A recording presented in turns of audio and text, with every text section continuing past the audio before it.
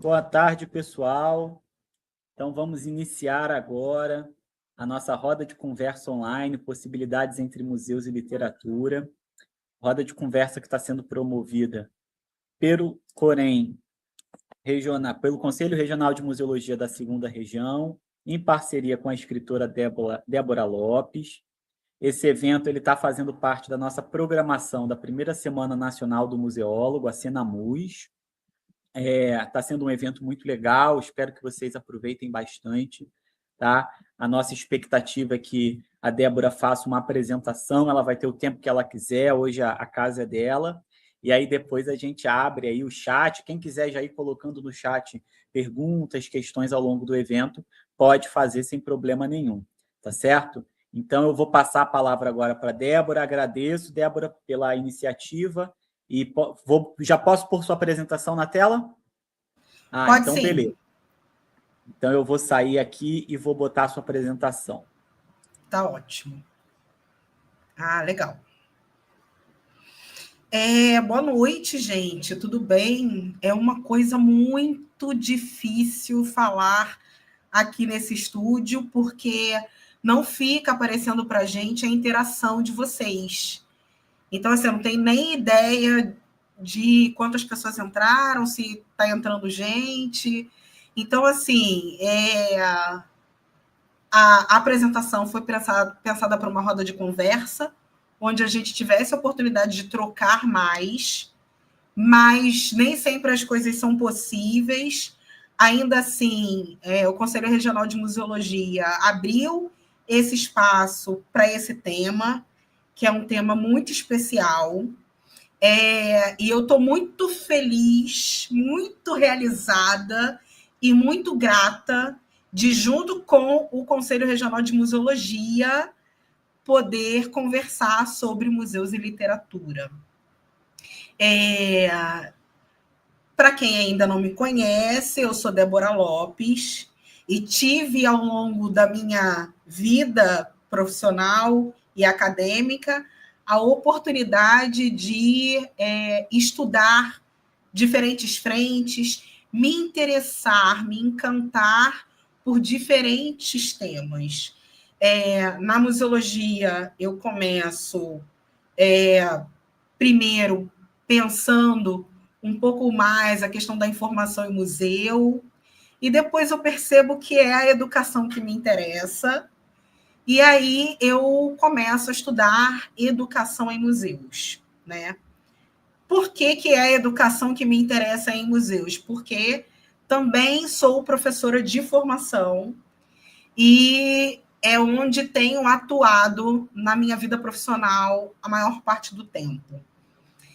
E então a minha relação com a educação e com a museologia, ela vai acontecendo de uma maneira diferente, mas de um modo muito cativante, porque eu tive a sorte de conseguir ir ao longo dessa minha trajetória dialogando esses dois temas, que são temas que me são muito, muito especiais.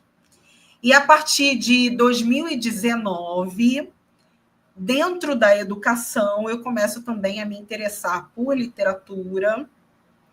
E em 2022, eu junto a literatura com os museus. Porque é isso que eu estou fazendo a minha vida toda. Eu estou a minha vida inteira juntando todas as coisas que eu amo.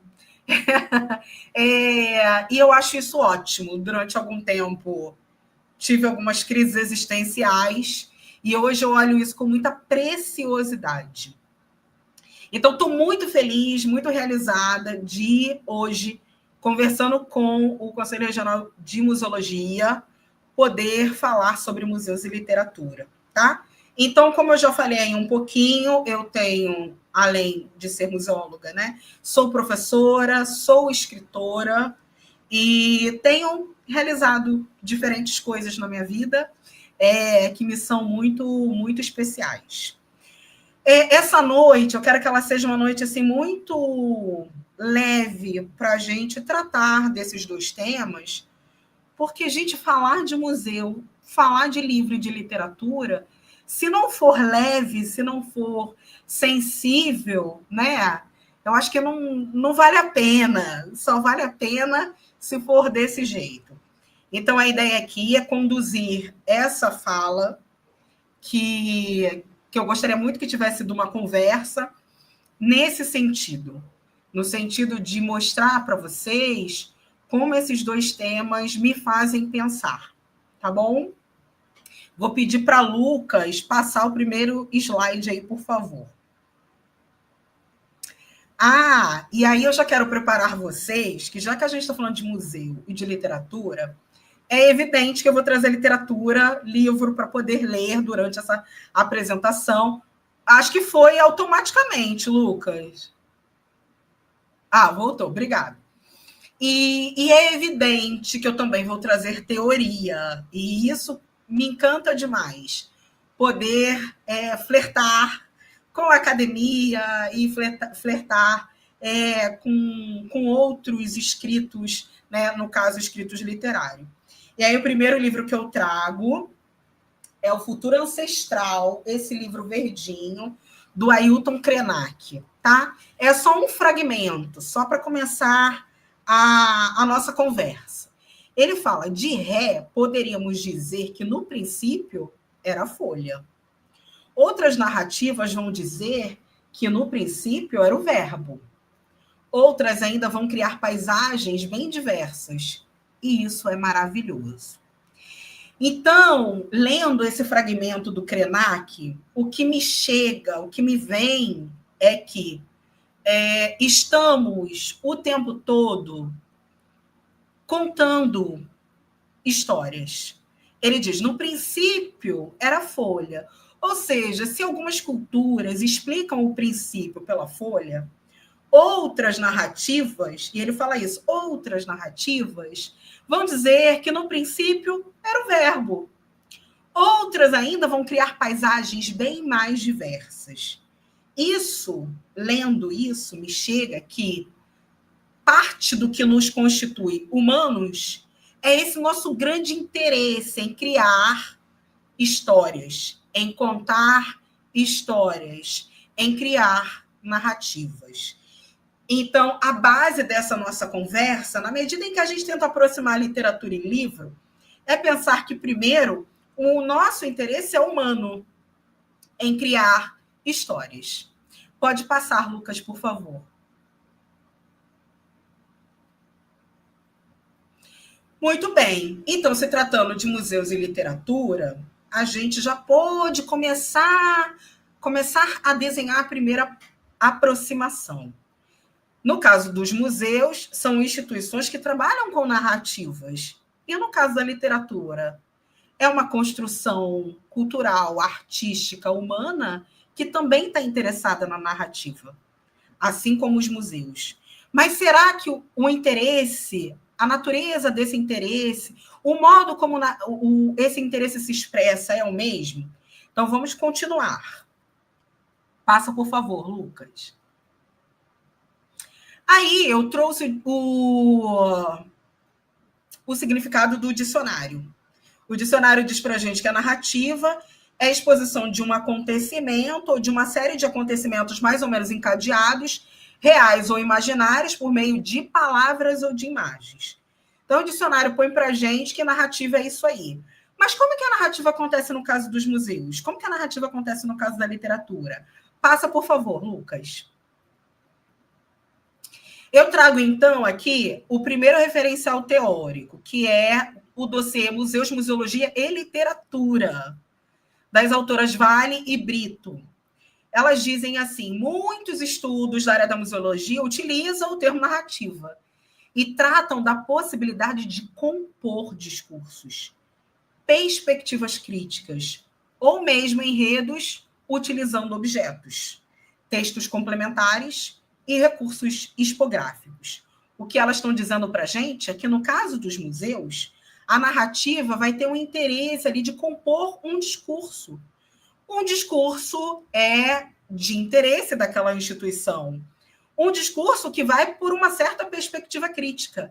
não necessariamente uma perspectiva que é a mais aceita, e aí muitas perspectivas críticas estão sendo questionadas, né? E que é interessante que essas narrativas estão sendo contadas aí a partir de objetos, textos ou recursos expográficos diversos, né? Então, o museu, no caso da maioria deles, e aí não todos, tá? Tem o luxo de contar histórias usando a materialidade do objeto. Por que eu digo que não todos? Porque hoje a gente já tem museus que não têm objetos. É por isso que as autoras vão falar ali de textos complementares e recursos expográficos diversos. Porque no caso dos museus que não podem se dar o luxo de contar narrativas usando a materialidade do objeto, contam essas narrativas de outras maneiras, né? Mas o que interessa ao museu é que essa narrativa vai compor discursos e esses discursos vão estar amparados, quer por objetos, textos complementares ou outros recursos expográficos. Mas no caso da literatura? Passa, por favor, o Lucas. Aí eu trouxe para vocês O Gato que Amava Livros. É um livro do autor Natsukawa, né, que é um autor japonês. E aí, na página 212, ele diz assim: os livros estão repletos de pensamentos e sentimentos humanos. Pessoas sofrendo, pessoas que estão tristes ou felizes, rindo, alegres. Ao lermos suas palavras e suas histórias, ao passarmos por essa experiência, aprendemos sobre o coração e a mente dos outros, além de nós mesmos. Graças aos livros, é possível aprender todos os dias, não apenas sobre quem está ao nosso redor, mas também sobre os que vivem em mundos totalmente diferentes. Então, as narrativas da literatura têm o interesse de mostrar para a gente os pensamentos humanos, né? Os sentimentos, as emoções que nos compõem. Diferente dos museus, que, como eu já apontei no slide anterior, vai estar ali ligado em alguns discursos, algumas perspectivas críticas. A ideia essencial da literatura é trazer essa humanidade para quem está lendo, né? Para entender não só o seu mundo, o mundo que o rodeia, mas como ele fala aí no final, mundos totalmente diferentes. Interessa à literatura que a sua narrativa mostre o humano, né? Mostre as experiências, aquilo que a gente aprende com o nosso coração, aquilo que nos rodeia, aquilo que faz a gente feliz, aquilo que faz a gente triste, tá? Pode passar, por favor, Lucas. Então, a primeira aproximação que a gente pode pensar em museus e literatura é que ambos estão interessados em narrativas, em contar histórias. Ainda que o modo de contar essas histórias ou a natureza dessas histórias não seja igual, né? Não seja da mesma natureza, o mesmo modo, o mesmo recurso, há um interesse de contar histórias. Pode passar, por favor.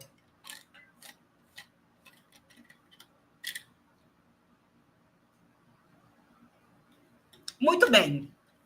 Então, se o museu já conta suas histórias, se a literatura já conta suas histórias, sobra o que de encontro? Será que o museu já não está autossuficiente contando as suas histórias? Será que a literatura já não está autossuficiente contando as suas histórias? É possível que eles se encontrem? Passa, por favor. De novo, Vale Brito. É nessa chave interpretativa que evidenciamos as relações entre museus, museologia e literatura. Passíveis de aproximação por seus potenciais de humanização e por suas funções de representação, apresentação do mundo. Então, as autoras estão falando para a gente que é, sim, possível, além das narrativas, aproximar museu e literatura, porque ambos têm potenciais de nos humanizar, né? Nos tornar, nos apresentar mostrar para a gente representações de mundo e apresentações de mundo que possam nos tornar cada vez mais humanos. Só que aqui nessa apresentação, eu quero ir além. Eu quero que a gente consiga, no final da apresentação, no final dessa conversa, que a gente consiga fazer ainda outros encontros, né? Pensar em outros encontros entre museus e literatura. Pode passar, por favor. Indo além, pode passar. Eu quero revisitar com vocês a minha dissertação de mestrado. A minha dissertação foi feita no campo da educação, já falei aí para vocês sobre a minha história com a educação. E aí ela tinha como título Entre o Ver e o Olhar, as relações dos museus com a educação de jovens e adultos. Para quem não conhece a educação de jovens e adultos, é uma modalidade da educação básica, né, que garante o direito à educação a jovens, adultos e idosos, pessoas que ou não tiveram oportunidade de estudar ou precisam dar andamento e concluir os seus estudos. E aí, qual era a minha pergunta motivadora para essa pesquisa? Era assim, como que os museus... E aí o meu recorte foi museus do IBRAM, do Instituto Brasileiro de Museus, localizados na cidade do Rio de Janeiro. Como que esses museus se relacionam com a educação de jovens e adultos? Ou eles se relacionam? E tive a oportunidade de estudar o material educativo construído pelos museus, entrevistar educadores e fazer observação de algumas atividades realizadas com turmas de EJA, de Educação de Jovens e Adultos. E aí, visitando um museu, acompanhei essa turma e fui observando e colocando na minha pesquisa alguns comentários que eles foram fazendo ao longo da visita. Então, eu coloquei, ao longo da observação da visita, foi possível anotar alguns comentários. Os estudantes dizem, aqui é tão chique, mas não tem nenhum ar-condicionado. Que calor é esse? Os caras fazem porta que passam 4 pessoas? Sobre uma espreguiçadeira exposta no espaço, outros alunos declararam, se eu botar um bagulho desses lá na minha sala, acaba com a minha sala. Esse sofá está horrível. Olha aquele sofá ali, como eles conservam. Pode passar, Lucas, por favor. Então, lembra lá que Vale, né, e Brito aproximaram museus e literatura por seu potencial de nos humanizar, certo? E eu estou propondo nessa conversa aqui que a gente vá além, busque outros motivos de encontro ou de encontros entre museus e literatura. Trouxe para vocês um fragmento da minha dissertação, onde os estudantes começam a conversar sobre o acervo. O acervo vai provocando, durante a visita, imaginação, curiosidade, subjetividade. Eles colocam ali, nos seus questionamentos, as suas experiências de vida, né? Essa porta, dá para passar 4 pessoas. Essa cadeira não cabe na minha sala. Então, esse encontro com o acervo vai provocando tudo isso essencialmente humano. E aí, é nesse ponto que a literatura pode aprofundar o vínculo emocional iniciado no museu. Por quê? A gente sabe que o museu é uma instituição científica. Ela é uma instituição que precisa ter um compromisso científico. O museu produz pesquisa, né? Inclusive, essa é uma das definições de museus. É uma instituição que tem que estar voltada para a pesquisa. Então, quando o museu vai narrar uma história, o seu compromisso primeiro é orientado pela pesquisa e pelo fazer científico. A literatura já não está orientada por esses princípios. Por quê? Porque ela está se fundamentando em outros ideais, como, por exemplo, a liberdade e a imaginação.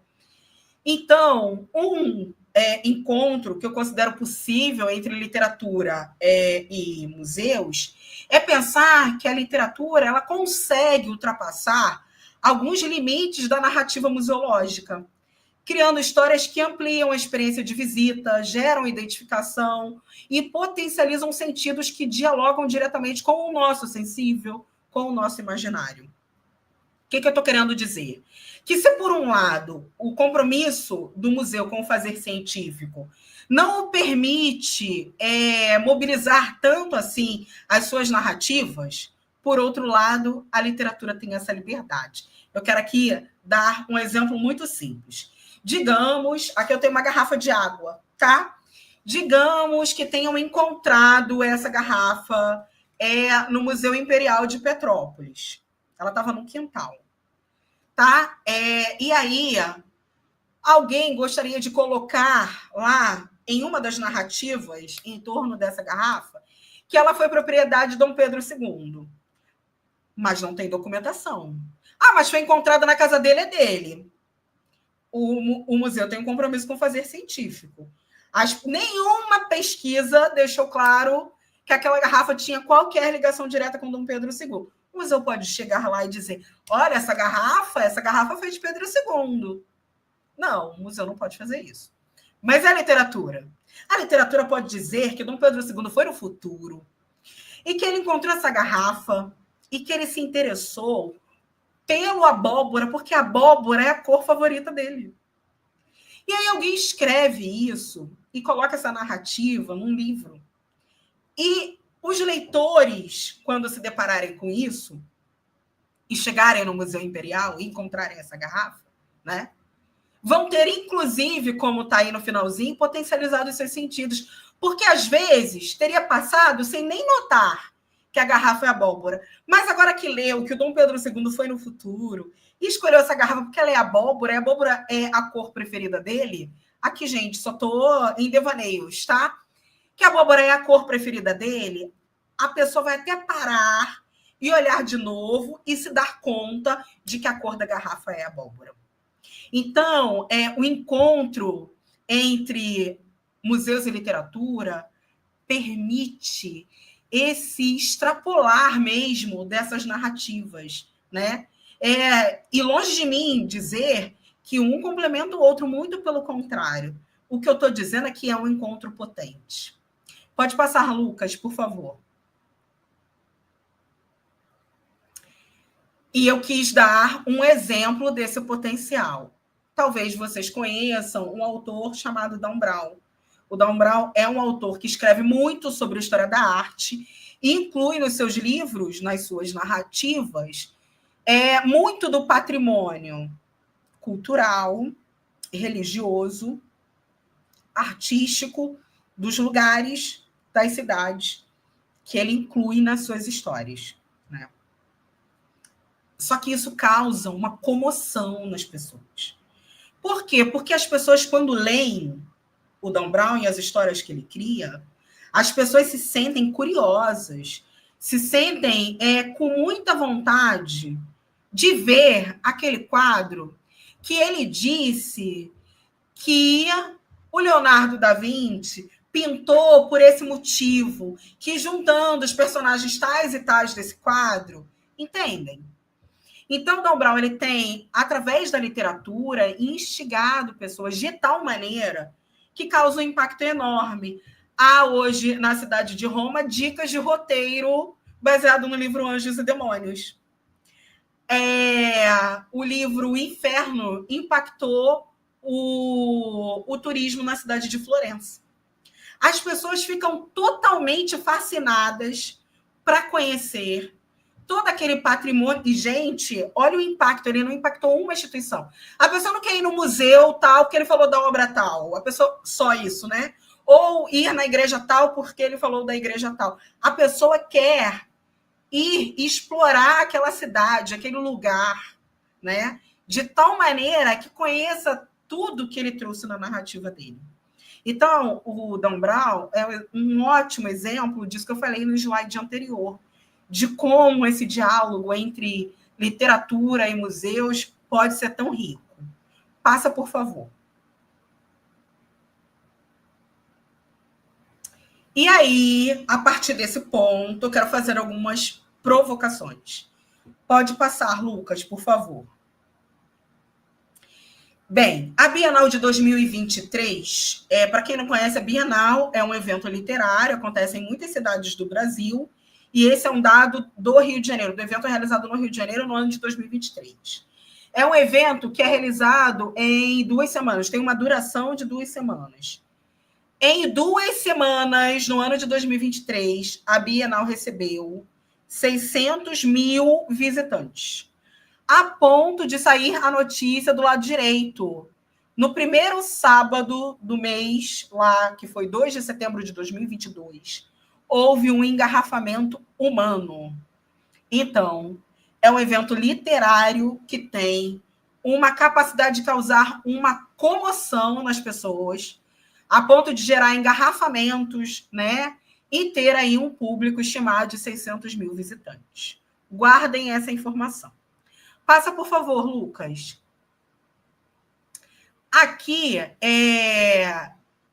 são dados de visitação dos museus brasileiros. O Instituto Brasileiro de Museus tem um formulário e ele solicita aos museus que preencham esse formulário para que se tenha uma ideia de como anda a visitação dos museus. Nem todo museu preenche, são muitas informações que não se consegue alcançar, mas é um formulário muito positivo, porque já traz para a gente informações muito interessantes, do tipo, os museus que declaram, colocam informações nesse formulário, a gente consegue saber, entre eles, qual é o mais visitado, estimativa de público, qual região do país tem mais visitação e assim por diante. Então, são dados muito, muito positivos e interessantes. Aí, o que esse formulário está dizendo para a gente? Que 11 museus, no ano de 2023, teve uma visitação entre 500 mil e 1 milhão de pessoas. De todos os museus que declararam informações nesse formulário, 11 ficou nessa estimativa de visitação, 500 mil, 1 milhão. Só que esse foi um público de 1 ano. Gente, eu quero fazer um parêntese aqui, que a gente poderia passar horas falando sobre a falta de financiamento nos museus, sobre a área da cultura, sobre como é difícil o marketing dos museus, os museus não têm profissionais, tudo isso a gente poderia falar aqui, tá? Mas essa provocação que eu trago é uma provocação também que tem o seu valor para pensar já o que eu vou dizer, tá? Então, Lucas, passa, por favor. Aí, a pergunta que fica é assim. Eu tenho ido à Bienal há pelo menos desde... já vou à Bienal há muitos anos. Quem já viu... Eu não estou falando que não tem, tá, gente? Estou perguntando. Quem já viu estandes de museus em bienais? Não estou falando de outros eventos literários. A gente está usando os dados da Bienal, então estou perguntando sobre Bienal. Né? Porque o Museu da República, no Rio de Janeiro, e, se eu não me engano, o Museu da Manhã, tem iniciativas literárias como a própria Primavera de Livros. Tá? Então, não estou falando de iniciativas diversas. Estou falando da Bienal, porque a gente está usando o dado de número de visitantes da Bienal. Quem já viu, coloquem aí nos comentários, para depois o Lucas me contar, por favor. Quem já viu estandes de museus em bienais, tá? Passa, Lucas, por favor. E aí, por que eu estou dizendo que, mesmo com aquele parêntese enorme, por que esses dados para a gente são positivos? Porque, assim, os museus conseguiram, 11 museus conseguiram, em 1 ano, o que a Bienal, uma estimativa de visitação, o que a Bienal conseguiu em 2 semanas, tá?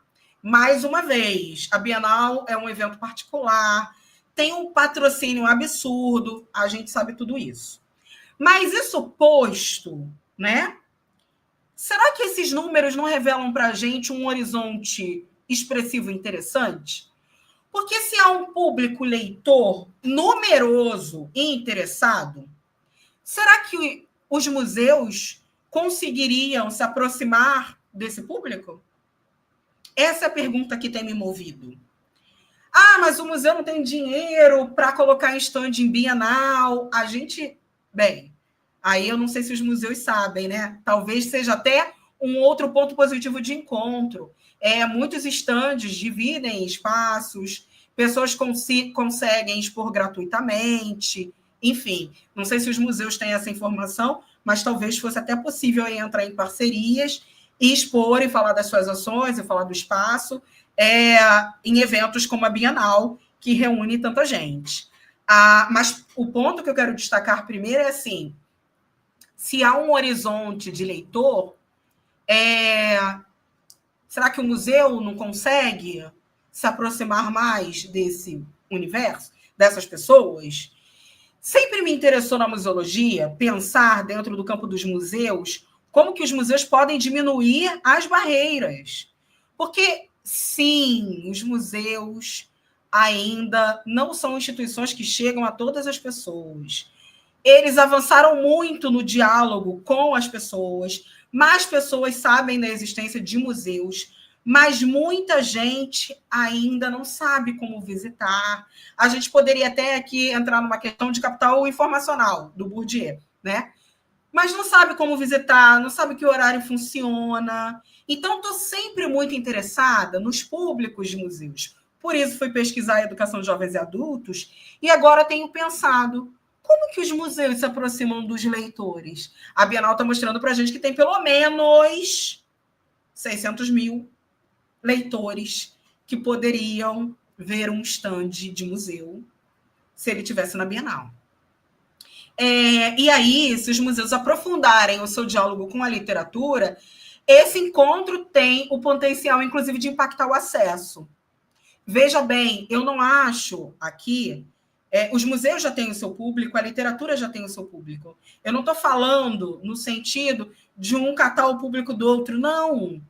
A gente está falando de encontro, a gente está falando de possibilidades, né? E é claro que quando os encontros acontecem, eles impactam em outros caminhos.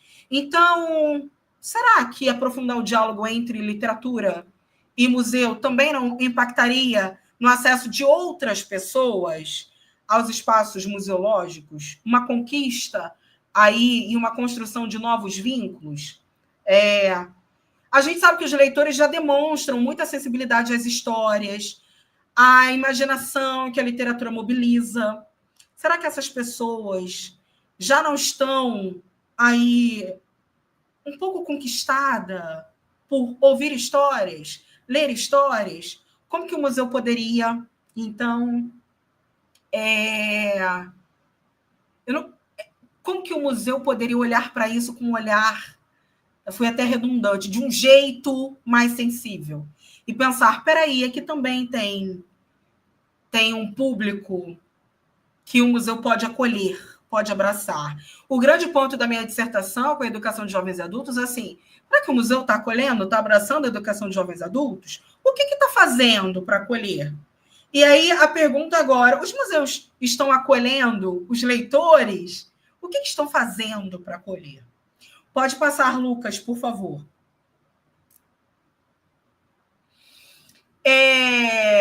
E essa pergunta, então, tem me motivado a escrever sobre museus. O meu livro, A Imortal Maia, O Despertar, é baseado... Aqui, vou mostrar ele para vocês.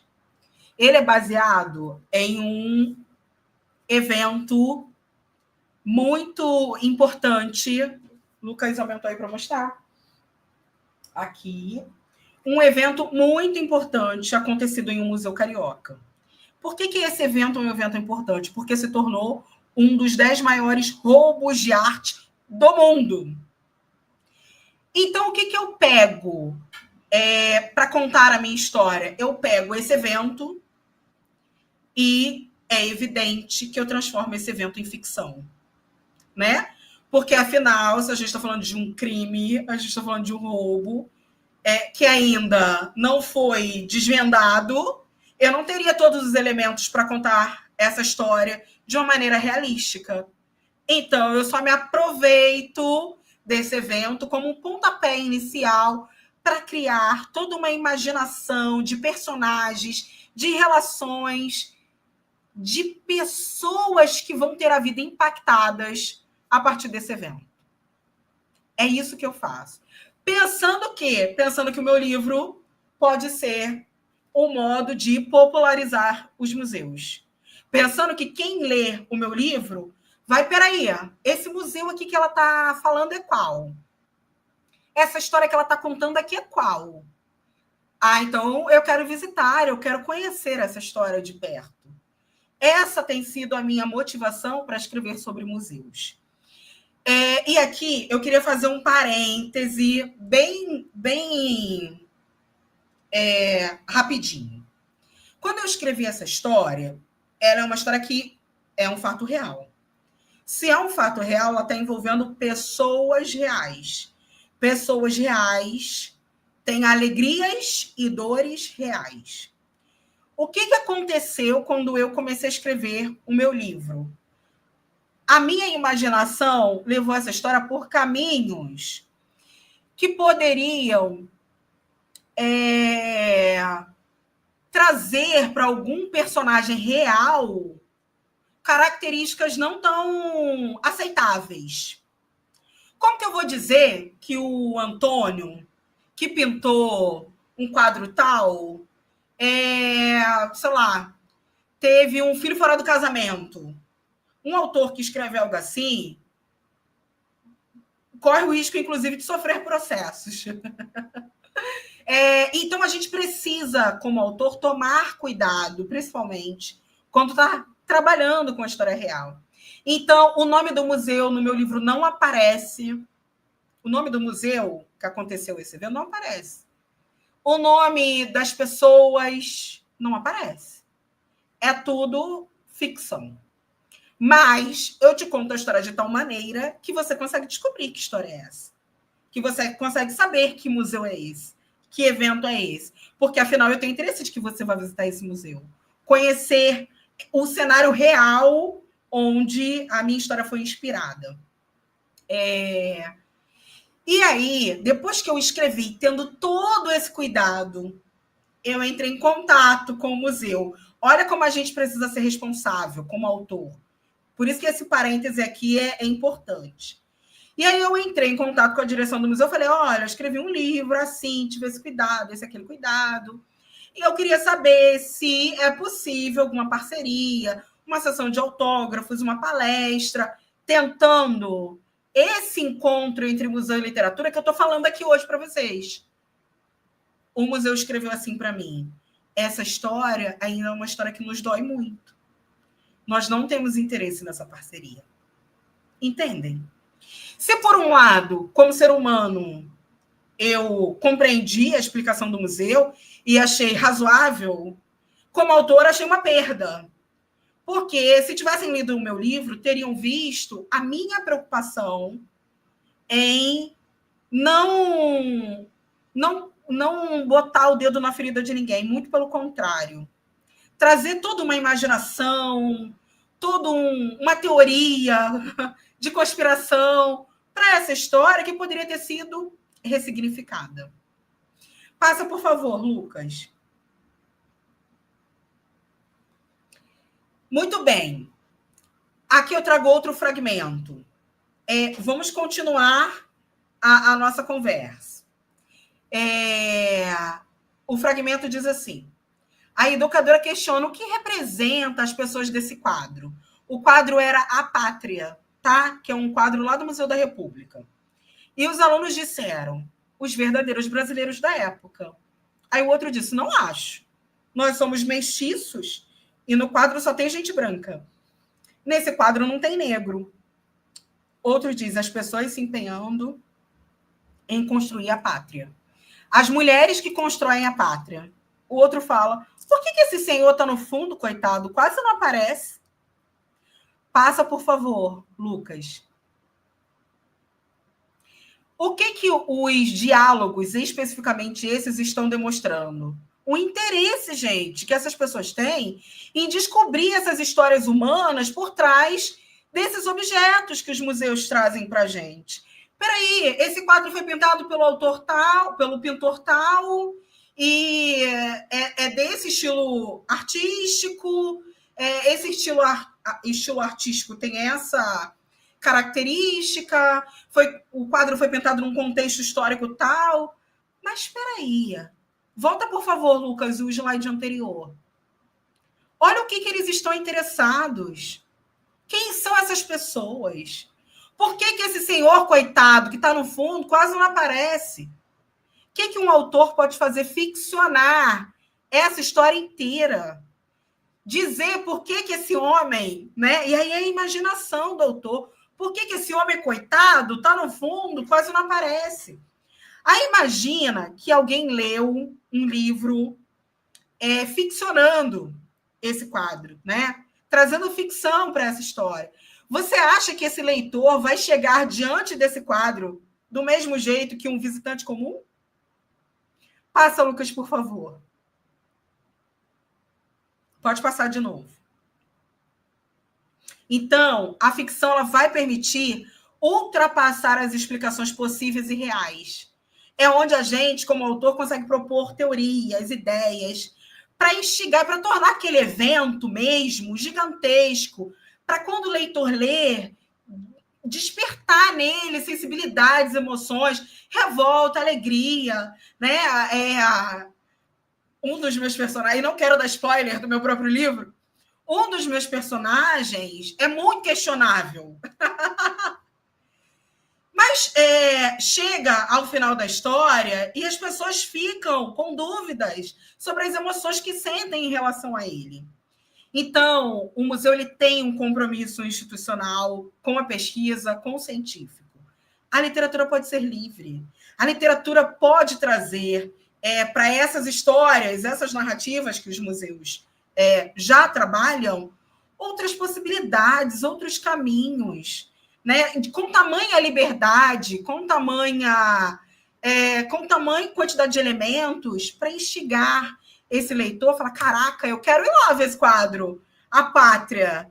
Peraí, como assim? Eu quero descobrir quem é esse personagem, sabe? Estar diante de um quadro que não é réplica, é um quadro verdadeiro, e pensar, olha o livro que eu li, falava que aquele personagem estava escondido assim, assim, assado, não aparecia no quadro, por conta disso e disso que o autor criou como ficção, propôs como teoria, propôs como ideia para instigar o leitor. Passa, Lucas, por favor. E quais os benefícios, então, desse encontro?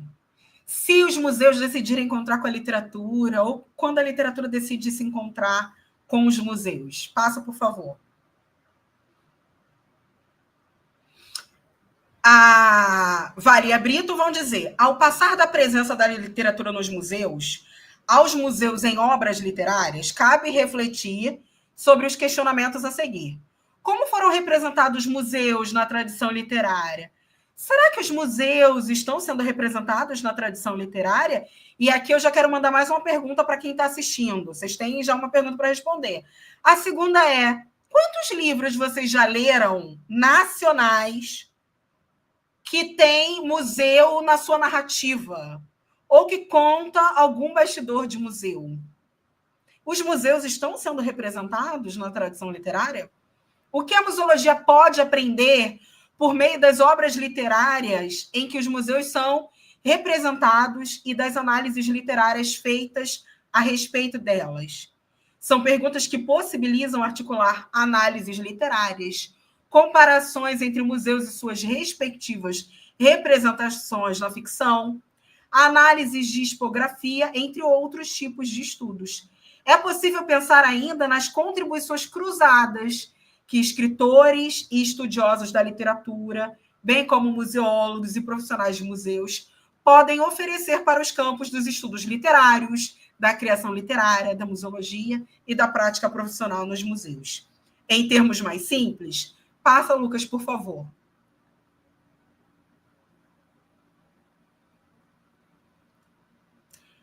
Quando esse encontro acontece, pode ser revelado outras formas de imaginar o museu, permitir que a museologia aprenda com as narrativas literárias, promover troca entre pesquisadores, profissionais do campo da literatura, como os próprios escritores, contribui tanto para a teoria quanto para a prática museal e literária, potencial de público, humanização das narrativas dos museus, ampliação do vínculo emocional, provocação da memória, da curiosidade, continuidade das experiências e histórias de museus no tempo.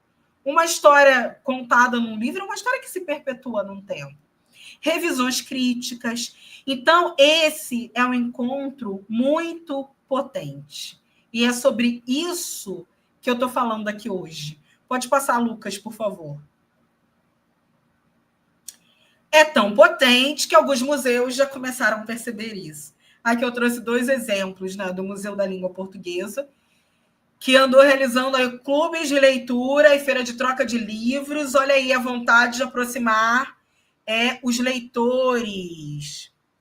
Viu? Museus já estão percebendo esse potencial de encontro.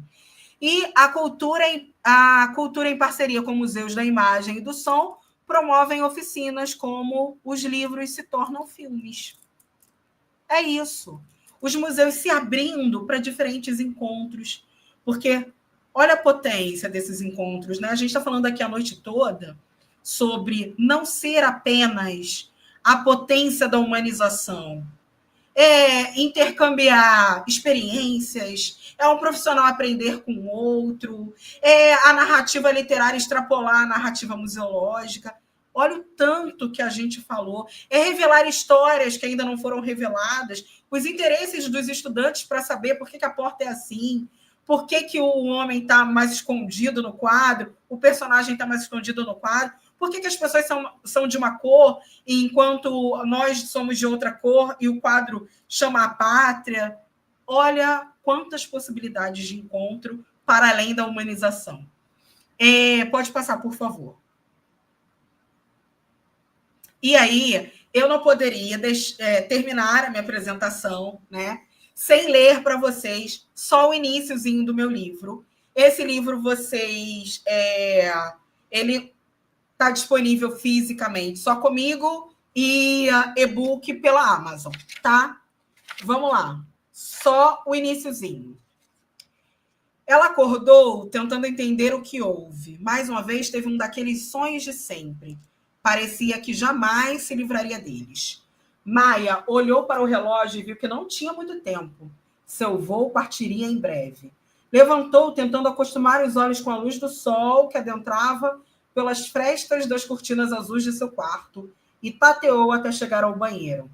Assim que abriu o chuveiro, desceu uma corrente de água com um vapor ligeiramente quente que começou a aquecer levemente o ambiente. Depois disso, Maia encontra um estranho no aeroporto que vai envolvê-la em um dos 10 maiores roubos de arte do mundo. Então, conheçam o meu trabalho, se permitam conhecer os museus para além do seu espaço físico, do seu acervo. Conheçam os museus também que estão na imaginação dos autores. Tá bom? Obrigada, foi ótimo. Espero que a gente consiga conversar. Não sei se apareceu alguém, se vocês foram falando aí no chat. Estou à disposição, Lucas.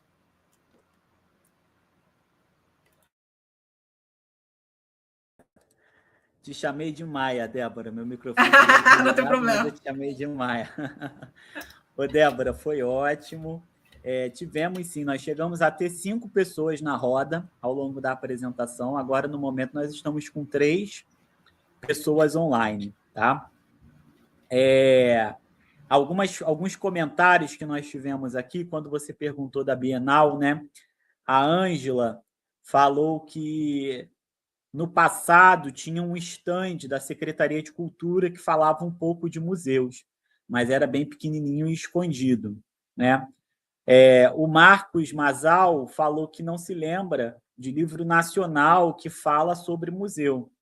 E a Ângela falou que só lembra do livro sobre o roubo do Museu da Chácara do Céu no Carnaval. Eu nem conheço esse. Bom, quero dizer o seguinte, que eu adorei a apresentação, acho que as suas reflexões foram muito legais, né? Muito boas, assim, contribuem muito para a gente pensar justamente essa imaginação museal, né? Essas possibilidades que o museu permite dar o seu visitante, para o seu usuário, né, para aquelas pessoas que usam o museu de alguma forma, é que vão muito além do apenas visitar e ver o objeto, ler a legenda e depois ir embora, né? É justamente essa possibilidade da gente ter uma reflexão que emerge, inclusive, no campo da ficção. Isso é muito legal. É um exercício muito interessante, e aí eu quero te parabenizar, porque é um exercício que eu acho que eu não teria capacidade de fazer, né? Levar aquela coisa que a gente faz ali no dia a dia como trabalho, que a gente vê no museu, como, né, eu trabalho com museu, mas eu também sou visitante de museu, então eu estou dos dois lados. Eu não teria, acho que, essa condição de fazer abstração para a ficção. Eu acho isso muito, muito interessante. Aí você falou do Dan Brown, né? E aí eu me lembrei imediatamente que foi um dos motivos, assim, sem dúvida alguma, para eu me apaixonar pela museologia, pelos museus, primeiro, antes da museologia existir na minha vida, né? Aí eu estava me lembrando aqui do Lucas, lá de, sei lá, 7 anos, quando o Dan Brown lançou o Código da Vinci, que foi aquela explosão, né? Eu fiquei me lembrando aqui do Lucas de 7 anos lendo Dan Brown, aquelas cenas que se passavam dentro do Louvre, ainda que a história fosse sobre um assassinato dentro do Louvre, né? Aquele fascínio que o livro me deixava com a ideia de andar pelo corredor do Louvre, num bastidor, no momento em que o Louvre está fechado, um sistema de segurança que caía, fechava tudo. Depois a gente recentemente descobriu que isso tudo era do mundo da ficção mesmo, que entrar e sair do Louvre não era tão difícil assim, né? A história provou que o Dan Brown aí... a história provou que o Dan Brown aí foi para o campo da ficção e não para o campo da realidade, né? Mas é isso, assim, aí eu me lembrei disso, né, com certeza, e depois eu acabei indo, e aí eu nunca tinha feito essa correlação, tá? Eu fiz essa correlação agora, do livro do Dan Brown, de uma coisa que me marcou muito na infância e que depois eu escolhi a museologia como profissão e tudo. Então, eu acabei de fazer essa correlação com a tua apresentação. Eu não me lembrava. Hoje eu já não leio mais Dan Brown. Engraçado, né? Eu parei ali no Símbolo Perdido, eu acho. Os livros novos a gente tem aqui em casa. Minha esposa esses dias estava até lendo um, estava até aqui por cima do sofá. Eu não me lembro agora o nome. Um que saiu novo aí de capa vermelha, mas eu mesmo não leio mais o Dan Brown, mas li muita coisa do Código da Vinci. Teve uma época que realmente era uma... Meu gato jogou um negócio no chão aqui, quebrou tudo. Brincadeira, hein? Então, é isso, assim, achei muito legal a sua apresentação, porque que mostrou essa correlação direta que eu nunca tinha feito, e esse poder da abstração para a ficção, sabe, eu achei que é muito bom, e a tua apresentação traz isso com muita força. A Ângela colocou aqui no comentário que o livro que ela leu é A Arte do Descaso, a história do maior roubo de arte do Brasil, de Cristina Tartaglia. Né? Só uma correção, Ângela, não é um livro de ficção. É a investigação que a própria autora faz do caso, levantando os documentos policiais, inclusive, e tudo mais. Sim, interessante, né? Eu Sim. já li também aquele O Roubo do Museu, também, que é sobre o saque dos museus na Segunda Guerra Mundial pelos nazistas. É também um livro bem, bem legal, mas também não é ficção, é um livro de história, né? Sim. Agora, Débora, eu queria que, se você permitir, sem spoilers, é claro, não vou perguntar qual é o roubo, não vou perguntar qual é o museu, não vou perguntar nada disso, né? Mas se você pudesse dar um mergulhinho assim na tua personagem, tá? Na Maia, o que você pode contar para a gente sobre ela? Você já falou aí desse início do teu livro, um pouco de alguns aspectos, mas assim, no mergulhinho na personagem, na construção dessa tua personagem. Se você puder falar um pouquinho isso para a gente, eu acho que é muito legal, porque o livro, afinal de contas, tem o título, o nome dela, né? Então eu acho que ela é realmente um grande destaque na tua obra. Então eu queria saber um pouco mais sobre a personagem, por favor. Lucas, sabe o que é interessante? Que assim, quando eu comecei a escrever o livro, eu tinha uma ideia de imortalidade que eu queria defender. Por isso que é Imortal Maia, né? Era isso que eu tinha. E depois, quando eu vou construindo os personagens e resolvo trazer a questão do museu, né? É muito curioso como isso vai ganhando uma força dentro da história, né? Que, assim, impacta os personagens de tal maneira que as qualidades e os defeitos e as fragilidades, vulnerabilidades vão aparecendo. O exercício da escrita é muito interessante, pelo menos para mim, porque às vezes a gente acha que o autor ele tem total domínio sobre os personagens. E não é bem assim. Os personagens eles são quase como quase como uma vida própria mesmo, de dizer para a gente, não, isso não cabe aqui. Chegou um momento que eu queria adiantar a história, né? A gente vai escrevendo, vai cansando, e os personagens, não tem como se acabar agora, você não contou essa história direito. E era especificamente na parte que eu falava sobre a história do museu. Então, esses personagens foram me pedindo para contar essa história mais, porque ela ia fazer sentido na vida deles, né? A Maia é envolvida nessa situação através de uma pessoa que ela conhece. E aí, você perguntou das características dela. Ela é uma mulher muito segura, muito empoderada, no sentido de saber muito bem o que quer, saber como chegar, né, aos sonhos, aos desejos, os caminhos que ela precisa percorrer.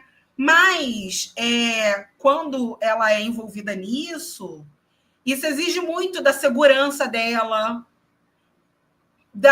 do acreditar em si mesma, porque ela sentia que alguma coisa tinha e ela não sabia o que tinha.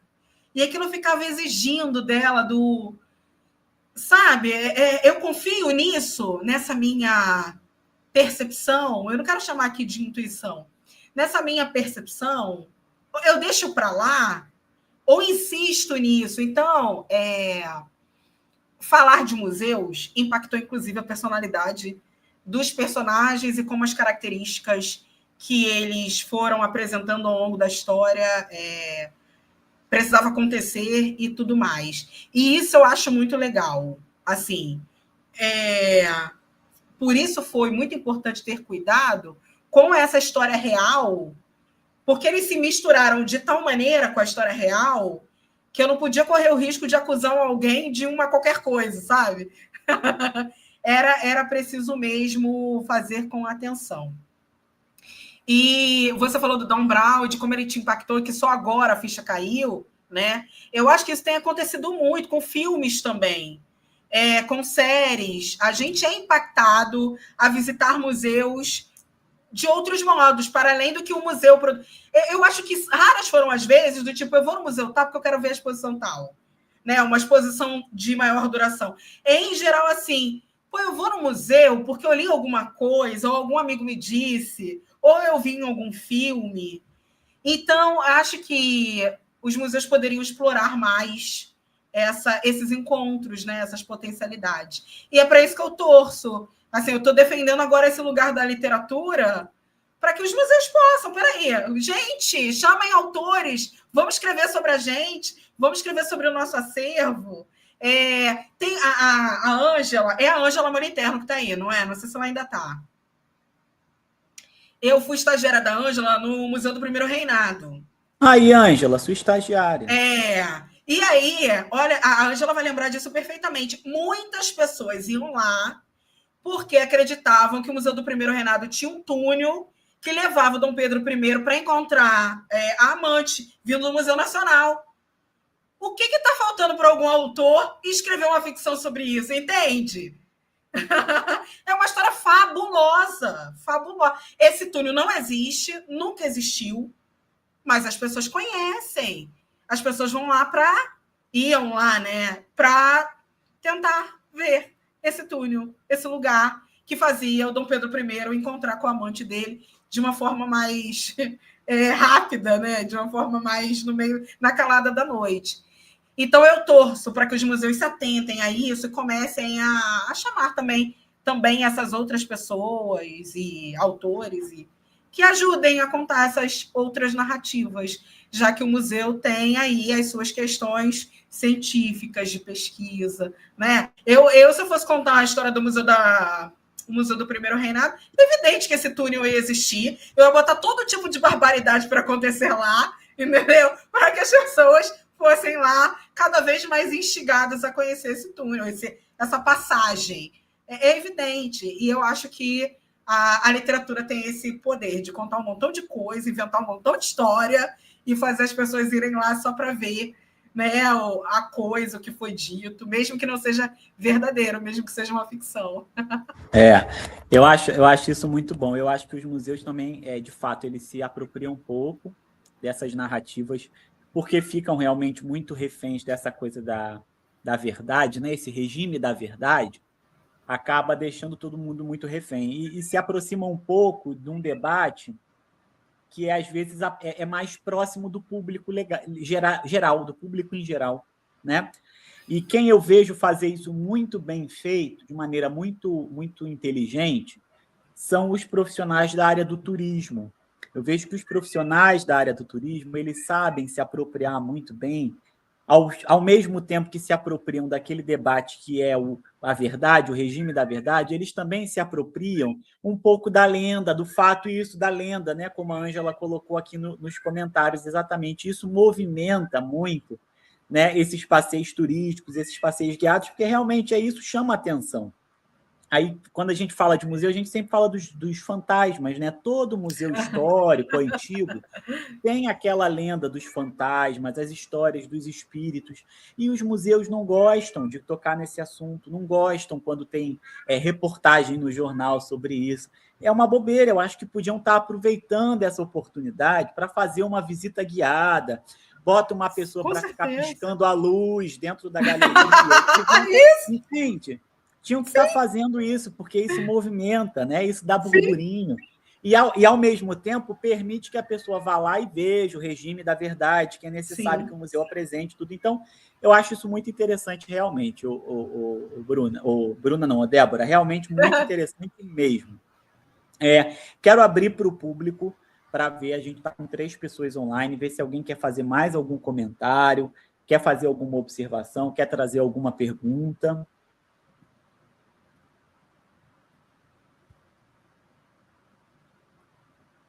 Dá um tempinho, porque às vezes a pessoa está digitando alguma coisa.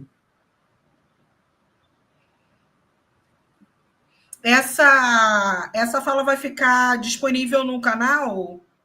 Vai ficar. Ótimo. Vai ficar no YouTube. A gente só não conseguiu transmitir pelo Insta. Eu tentei aqui, enquanto você estava apresentando, eu estava tentando aqui de um lado para o outro, mas não consegui viabilizar. Eu acho que para transmitir no YouTube e no Insta, tem que pagar. Entendeu? Para fazer em 2 ao mesmo tempo, você tem que ter um plano pago. O Marco Massal agradeceu, falou que foi ótimo, me deu os parabéns. Eu tinha uma estagiária que se vestia de fantasma para as visitas guiadas para as crianças pequenas. Ótimo, Ângela, muito bom. Eu aprovo. Aprovamos.